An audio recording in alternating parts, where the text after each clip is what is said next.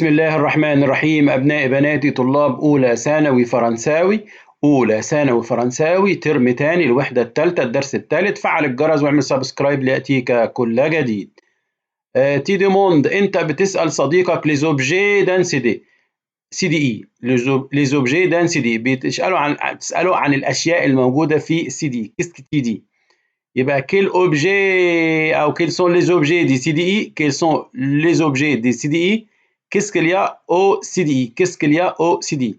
يبقى انت بتسال عن الاوبجي الموجوده في السي دي اي، يبقى كيل سون لي اوبجي دي سي دي اي، كيس كيل يا او سي دي اي.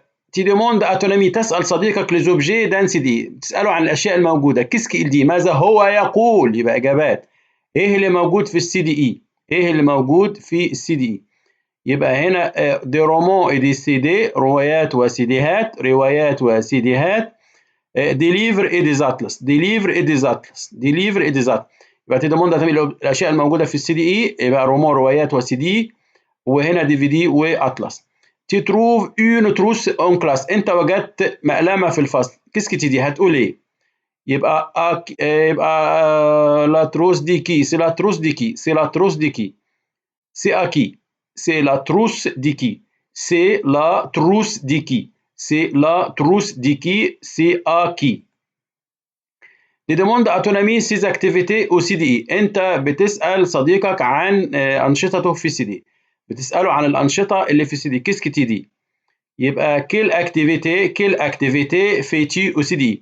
Quelle activité tu fais أو fais-tu au CDI؟ tu fais quoi au CDI؟ يبقى tu demandes تسأل à ton ami ses activités au CDI. Qu'est-ce que tu dis? Quelle activité fais-tu au CDI? Tu fais quoi au CDI؟ tu demandes à ton ami تسأل صديقك ses activités au CDI. أنت بتسأله عن الأنشطة. Qu'est-ce qu'il dit؟ ماذا هو يقول؟ أنت بتسأله عن الأنشطة، هو هيقول إيه؟ في السي دي إي جيكوت دي سي دي، بيسمع للسيديهات. جيكوت دي سي دي.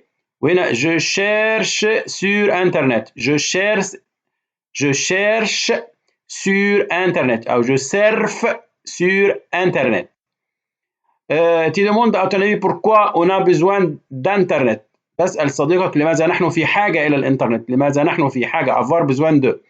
qu'est-ce qu'il dit؟ ماذا هو يقول؟ أنت في حاجة الإنترنت ليه؟ عايز إنترنت ليه؟